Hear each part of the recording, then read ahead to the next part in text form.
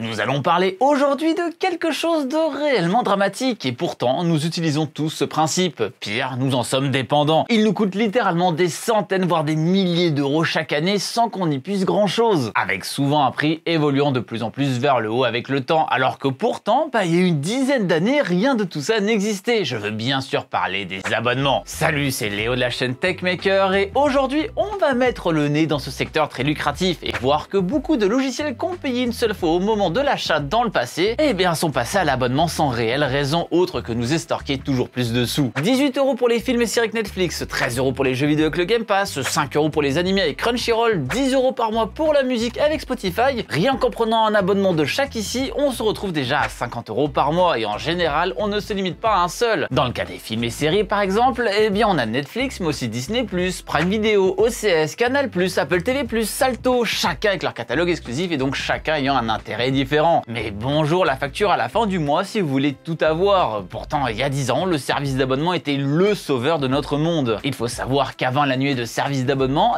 on payait tout à l'unité. Jeux vidéo, DVD, musique. On partait à la Fnac pour acheter le dernier album de Diams et on était tout content d'écouter un mec mortel sur notre lecteur CD. Il y avait aussi l'arrivée du numérique, mais pareil, on achetait nos jeux et films en tout genre et donc on les possédait de manière permanente. Bon, en réalité, on ne les possédait pas vraiment, mais c'est un tout autre sujet. Il n'y avait pas vraiment de système de possession temporaire comme un abonnement, si ce n'est de la location par exemple, avec un ancêtre qui n'existe plus de nos jours, les vidéoclubs. Vous savez c'est quoi un vidéoclub hein? Par pitié, dites-moi vous savez c'est quoi, j'en ai marre de me sentir si vieux. Bref, pour les kidous qui me regardent, c'était un endroit où on pouvait louer un DVD pour quelques temps. On allait là-bas, on se baladait dans les différents rayons comme on se balade aujourd'hui dans la bibliothèque de Netflix. On choisissait un film, on payait et hop, on repartait avec le DVD. On se faisait une petite soirée popcorn et le lendemain, on retourne au vidéoclub pour rendre le film. Mais ce système était assez limité à certains médias. Il était donc compliqué d'avoir accès à autant de contenu qu'aujourd'hui car cela revenait vite très cher et surtout c'était giga chiant. Imagine devoir sortir vous peler le cul à chaque fois que vous voulez vous mater un nouveau film. C'est l'un des facteurs qui ont permis au téléchargement illégal de devenir si populaire, ce qui fait qu'on a eu de superbes spots préventifs pour nous dire que c'était mal, qu'on n'irait jamais voler une voiture, alors pourquoi on le ferait pour un film et qu'on pourrait finir en prison. Mais que Ziak se calme, aucun copain à libérer ici étant donné qu'aucune sanction n'était réellement appliquée. Non, ce qui a détruit le piratage n'est pas ce genre de menace, mais plutôt une alternative qui fonctionne et c'est Netflix qui l'a amené. Netflix qui au début était aussi un vidéoclub d'ailleurs, mais qui s'est vite rendu compte que c'était voué à disparaître. Et a raison. Bon, à l'époque c'était déjà assez particulier vu qu'en réalité c'était un vidéoclub à distance. On payait un abonnement, on demandait les DVD qu'on voulait, ils les envoyaient par la poste et il fallait les renvoyer par la suite.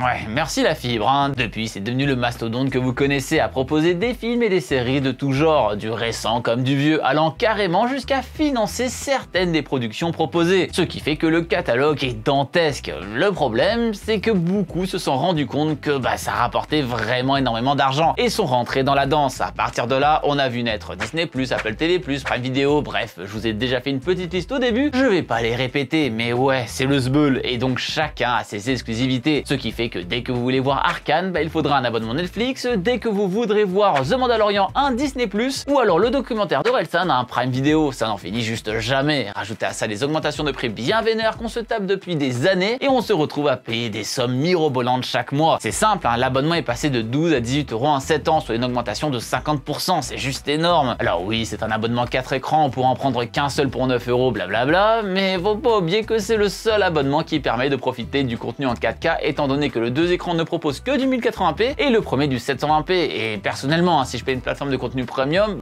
c'est pas pour regarder ça avec la même qualité que les vidéos que Titouan upload sur YouTube avec sa GoPro.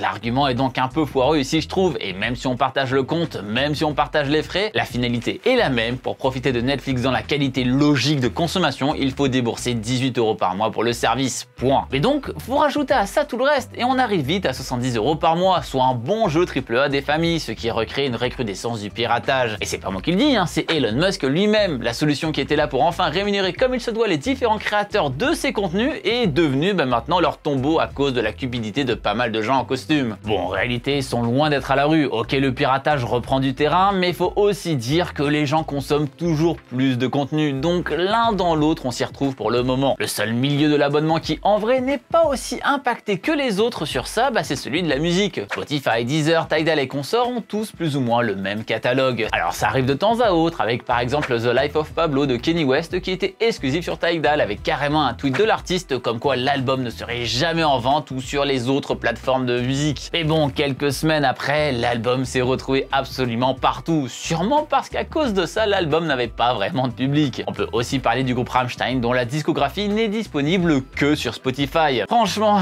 j'ai juste envie de cracher sur les plateformes qui font signer ce genre de trucs. Mais bon, après, l'avantage côté musique, c'est qu'il est quand même beaucoup plus compliqué de bloquer les gens avec des systèmes d'exclusivité, car au pire, ils écouteront juste autre chose. Ou bien s'ils veulent vraiment écouter un morceau, ils iront sur YouTube directement plutôt que de passer à la caisse pour plusieurs services de musique. Ici sur ces services, on choisit surtout par rapport à la qualité audio ou à l'ergonomie et non par rapport à un catalogue. Et c'est réellement quelque chose d'appréciable et qui devrait arriver partout. Malheureusement, c'est pas le cas côté séries, films animés, et cela va aussi arriver côté jeux vidéo malheureusement. D'ailleurs, petit fun fact, vous savez qu'il y a des jeux vidéo sur Netflix? Et oui, bon, c'est que pour Android et c'est des jeux mobiles pas dingo du tout, mais ça existe. Si un jour vous vous ennuyez, vous le savez. Ce système existe donc aussi avec de vrais jeux. Le Game Pass déjà, que vous connaissez sûrement pour ses 13 € par mois et qui en vrai est super intéressant actuellement. Personnellement, j'achète plus du tout de jeux depuis que je l'ai, tellement je le trouve bien et finalement j'économise de l'argent. Mais bon, c'est tout aussi dangereux que Netflix. Le service est actuellement très agressif, mais cela va juste faire apparaître d'autres concurrents qui vont proposer leur exclu. Ce qui fait qu'il va falloir raquer pour des millions de services. On a déjà Apple Arcade pour 5 €, EA Play pour 4 €, qui est certes inclus dans le Game Pass, mais encore une fois, c'est dans cette logique d'agressivité et c'est pas sûr que ça reste. Ubisoft Plus pour 15 € par mois, bref, c'est rebelote et certes actuellement, seul le Game Pass est réellement intéressant à mon goût, mais c'est certain que d'autres vont arriver pour mettre le sbeul et ainsi vous forcer à adhérer à plusieurs d'entre eux. On a des rumeurs en ce moment comme quoi Sony préparerait le sien et je ne serais clairement pas étonné. Bref, la facture mensuelle va faire encore plus mal et encore, j'ai pas parlé des services de cloud. Xcloud est inclus dans le Game Pass, donc ça va, mais encore une fois, vous le savez, l'agressivité, tout ça. Mais derrière, on a GeForce Now pour 10 € ou encore Stadia au même prix. Bon, pour le dernier, c'est vraiment jeter son argent par la fenêtre. Et donc, évidemment, avec tout ça, il y a des abus. Vu que tout le monde a vu que les abonnements, ça rapporte gros, tout le monde s'y met. Même des trucs qui n'en ont pas réellement besoin. Pour moi, le meilleur exemple d'il y a quelques années maintenant,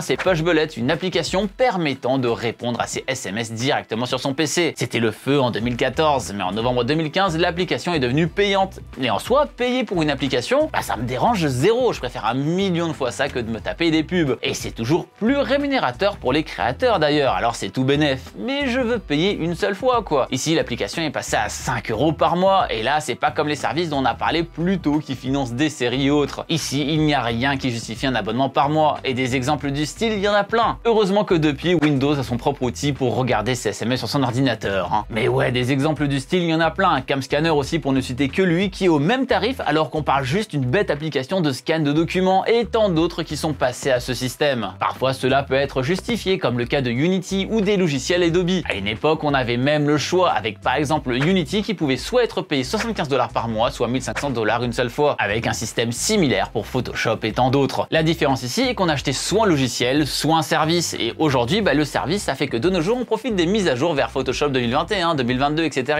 ce qui n'était pas le cas des achats définitifs. Et dans ce genre de cas, je peux comprendre l'intérêt d'avoir le choix. Mais bon, maintenant, il est seulement possible de payer par abonnement, et donc de raquer tous les mois, même si on avait besoin d'une version spécifique figée dans le temps. Et des exemples du style, on en a tout un tas, surtout sur iPhone où évidemment c'est devenu la norme vu qu'en général les utilisateurs de ces appareils sont plus prompts à dépenser sans compter. Et tout le monde s'y met, et évidemment notre précurseur à nous aussi sur YouTube. Bon, en vrai je taquine, mais ouais, lui aussi vendait des formations en mode achat unique et s'est mis à vendre des programmes sous forme d'abonnement au mois. Sûrement car c'est juste plus rentable, et loin de moi l'envie de le pointer du doigt car il a raison de le faire et d'autres vont suivre. Regardez les dédicaces à 36 €, tout le monde se foutait de sa gueule, et maintenant, il y a plein de sites spécialisés là-dedans. Quand faudra payer les threads Reddit de Squeezie 7,99 € tous les mois, faudra pas dire que je vous ai pas prévenu. D'ailleurs, petit hors sujet, ça vous intéresse que je vous fasse une vidéo sur ces fameuses dédicaces personnalisées pour tenter de voir si c'est réellement quelque chose de scandaleux ou non? Car il y a beaucoup de choses à dire et je sais que beaucoup s'étaient indignés à l'époque envers Thibaut, mais la réalité est que c'est une des choses les plus sensées qu'il ait pu vendre. Je vous laisse me dire ça en commentaire juste en dessous et je vous ferai découvrir tout un monde de la dédicace payante que vous n'imaginez même pas. Mais avant ça, retournons à nos abonnements. Pourquoi c'est devenu si populaire? Eh bien car déjà cela fait payer une somme récurrente à ses utilisateurs et donc ces derniers vont revenir bien plus facilement à l'application. Et donc l'utiliser ce qui crée une base d'utilisateurs plus férus, mais aussi car un paquet d'utilisateurs paie un abonnement littéralement dans le vide. Et quand je dis un paquet, un sondage fait en 2021 aux États-Unis a rapporté que 60% des Américains en 2021 ont oublié un abonnement qu'ils ont complètement payé l'année passée. C'est dinguissime. Et vous voulez savoir ce qui est encore pire là-dedans? C'est que 71% de tous les sondés estiment payer plus de 50 $ par mois dans des services et qui ne leur servent absolument à rien. On a donc 6 personnes sur 10 qui ne checkent pas leur compte bancaire et plus de 7 sur 10 qui le font mais qui ont la flemme de résilier. Je sais pas vous, mais je trouve que c'est juste un délire total et c'est pas étonnant que toutes les sociétés commencent à proposer des abonnements au vu de l'argent facile à avoir. À ce stade, il y a littéralement des millions de personnes qui font des dons. Ouais, super, hein, l'association humanitaire Netflix en avait bien besoin, hein, merci pour eux. Et par ici, je me moque d'eux, mais on le fait tous. Hein. Je paye le Nintendo Switch Online tous les mois alors que j'y joue jamais, je paye le PSN alors que j'y joue jamais, je paye Disney Plus alors que tout ce que je fais c'est regarder Malcolm. Vraiment, je suis tout aussi un bouffon et je suis sûr que si vous posez 2 secondes la question, vous allez vous rendre compte que vous l'êtes tout autant. Sans vouloir vous offenser évidemment, hein, vous êtes pas tant débile que ça, vous êtes après tout abonné à cette chaîne YouTube, donc ça va, ça annule tout. Pas vrai que vous êtes abonné, hein. Allez, au pire, je vous laisse quelques secondes pour rattraper ça. En dehors de tout ce bazar, il y a des abonnements qu'on paie sans s'en rendre compte, et ça de manière giga récurrente. Les Battle Pass par exemple. C'est devenu quelque chose de giga récurrent dans tous les jeux vidéo, parce qu'on se dit que c'est moins cher que le reste de la boutique, que cela nous crée une progression supplémentaire, mais en soi, en regardant ça de plus près, il n'y a pas vraiment de différence avec les systèmes d'abonnement. On va dépenser à chaque saison de Fortnite, TFT, Warzone, Clash Royale ou autre, en se disant ça va, c'est que 5 €, mais dans le cas de Clash Royale, c'est 5 € toutes les 2 semaines. Ouais, ils sont vraiment malins. En conclusion, on ne peut malheureusement pas faire grand chose contre tout ça, si ce n'est revenir à l'illégalité comme on le faisait avant. Sauf que le gros point noir du téléchargement illégal,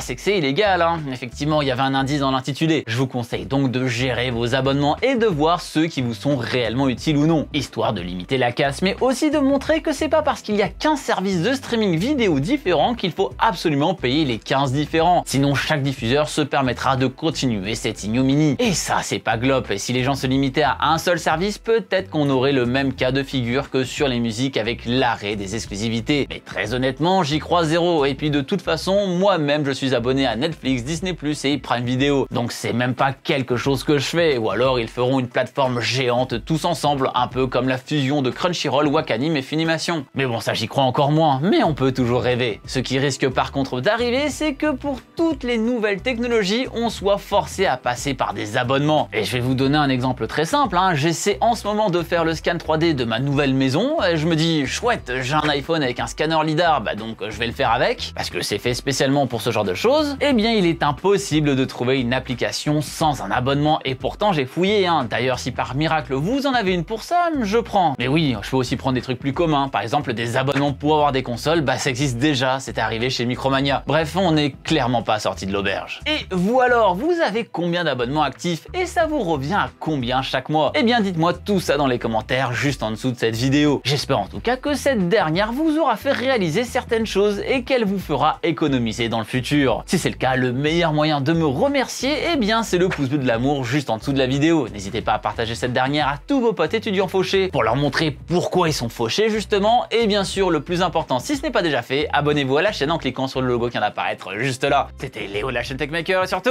n'arrêtez jamais d'apprendre. Salut!